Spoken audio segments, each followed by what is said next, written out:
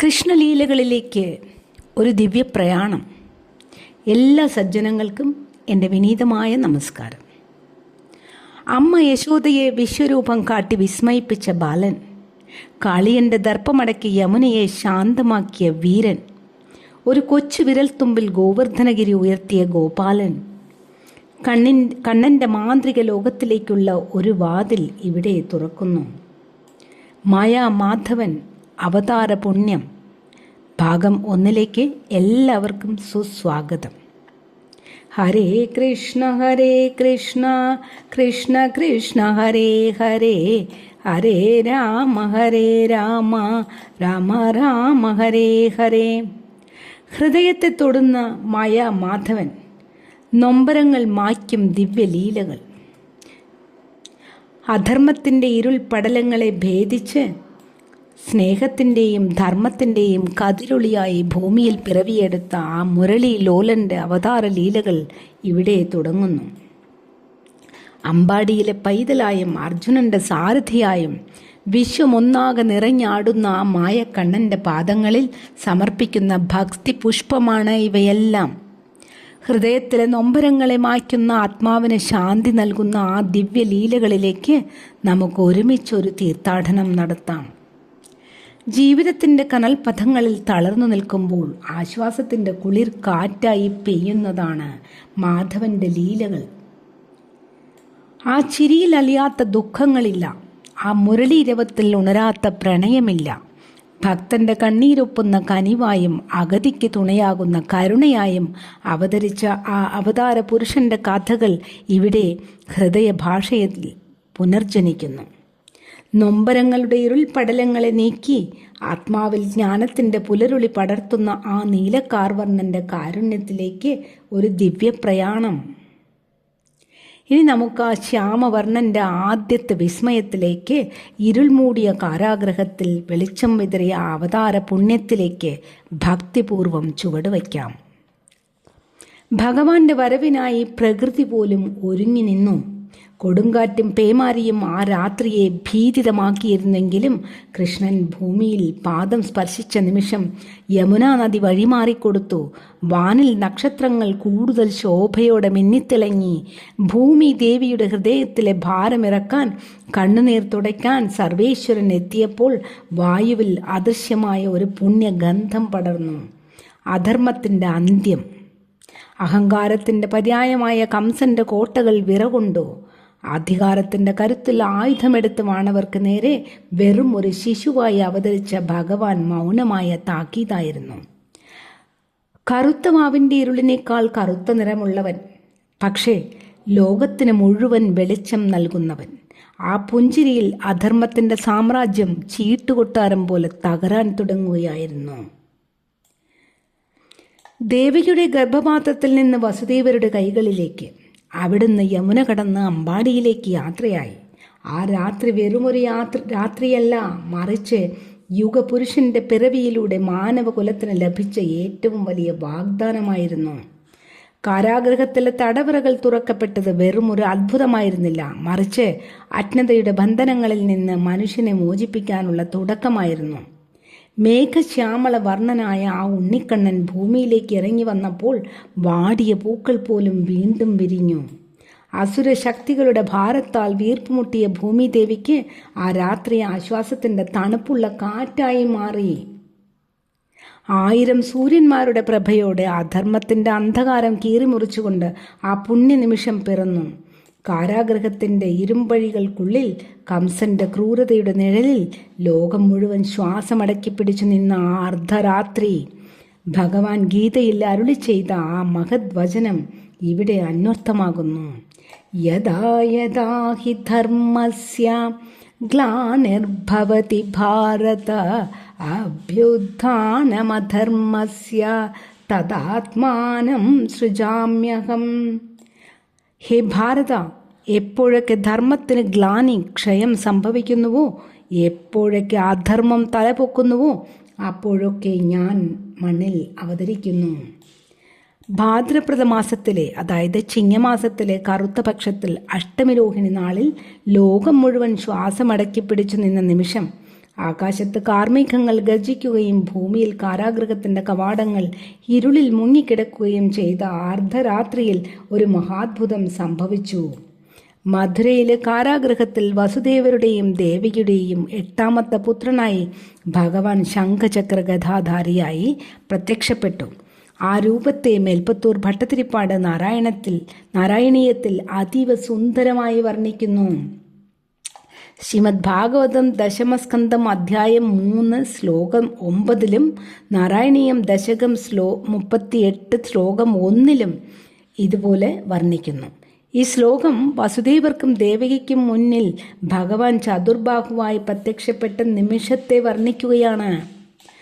തമദ്ഭുതം ബാലകമംബുജേക്ഷണം ചതുർഭുജം ശംഖഗദാദ്യുതായുധം ശ്രീവത്സലക്ഷ്മം ഗളശോഭികൗസ്തുഭം പീതാംബരം സാന്ദ്രപയോദസൗഭഗം.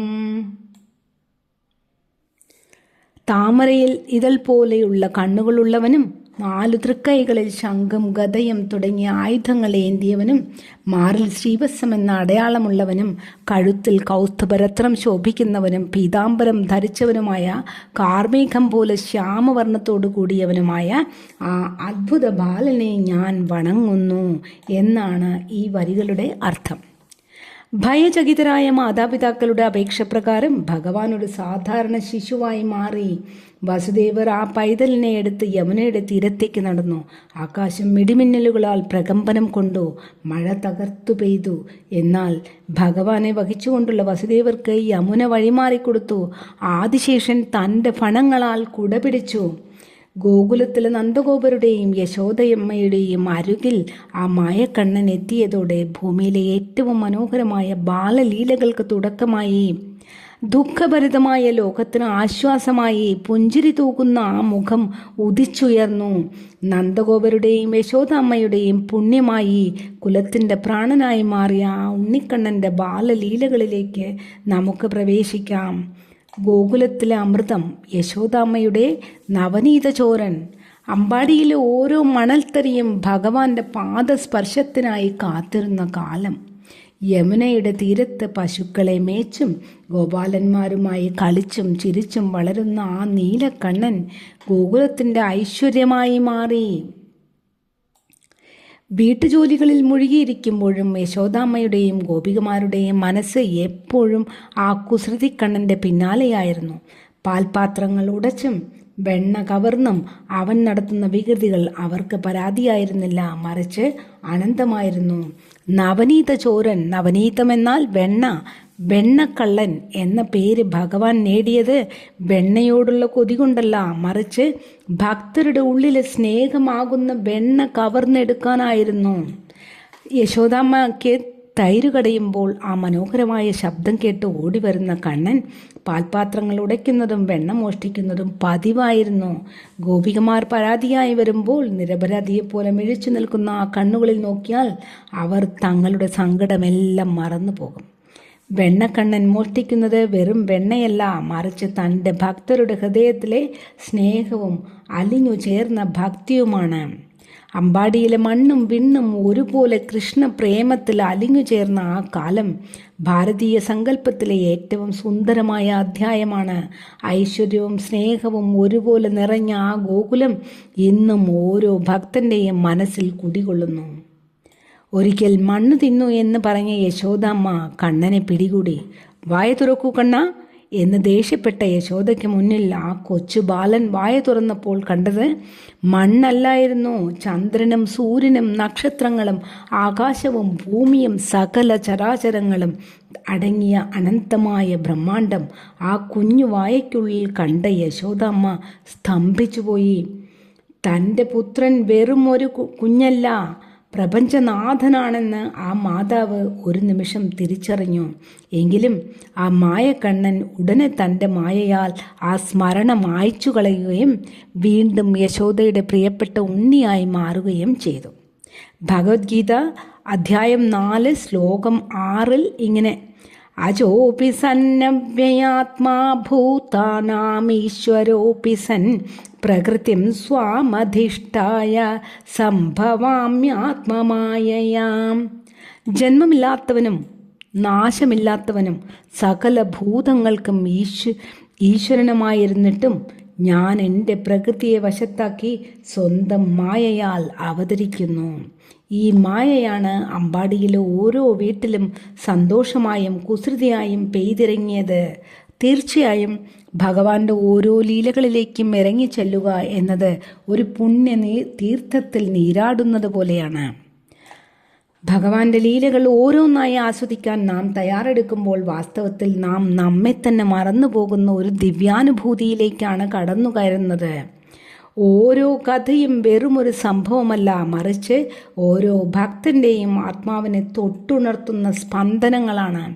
വൃന്ദാവനത്തിലെ കാനന വീഥികളിൽ ആ ഓടക്കുഴൽ നാദം മുഴങ്ങുമ്പോൾ പ്രകൃതി പോലും നിശ്ചലമാകുന്നു.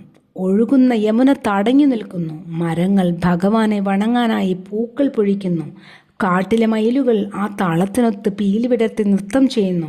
ആ സംഗീതത്തിൽ അലിഞ്ഞു ചേരാൻ നമ്മുടെ മനസ്സിനെ പാകപ്പെടുത്താം. ഓരോ ലീലയും ആ മുരളീനാദത്തിൻ്റെ ഓരോ രാഗമാണ്. വാത്സല്യവും കുസൃതിയും നിറഞ്ഞ ആ ബാലലീലകളിൽ നിന്ന് ഭയത്തിൻ്റെയും വിസ്മയത്തിൻ്റെയും മുൾമുനമ്പിൽ നമ്മെ നിർത്തുന്ന ആ പോരാട്ടങ്ങളിലേക്ക് നമുക്ക് പ്രവേശിക്കാം. ഇതാ അമ്പാടിയെ വിറപ്പിച്ച് വിഷത്ത് അമൃതാക്കി മാറ്റിയ ഭഗവാന്റെ ആദ്യത്തെ മഹാലീല അടുത്ത ഭാഗത്തിൽ നമുക്ക് കാണാം. ആ നിമിഷങ്ങൾക്കായി കാത്തിരിക്കുക. കണ്ണൻ്റെ പുഞ്ചിരി തൂക്കുന്ന മുഖം നിങ്ങളുടെ മനസ്സിൽ എപ്പോഴും തെളിഞ്ഞു നിൽക്കട്ടെ. ജീവിതത്തിലെ എല്ലാ പ്രതിസന്ധികളിലും തളരാതെ മുന്നേറാൻ ആ കരുണാമയൻ നമ്മൾക്ക് ഏവർക്കും ശക്തി പകരട്ടെ. സകല ദുഃഖങ്ങളും അകന്ന് മനസ്സിൽ ഭക്തിയും സമാധാനവും നിറയുന്ന നല്ലൊരു കാലം നമുക്കെല്ലാവർക്കും ഉണ്ടാവട്ടെ എന്ന് ഹൃദയപൂർവ്വം പ്രാർത്ഥിക്കുന്നു. ഹരേ കൃഷ്ണ കൃഷ്ണ കൃഷ്ണ ഹരേ ഹരേ, ഹരേ രാമ രാമ രാമ ഹരേ ഹരേ.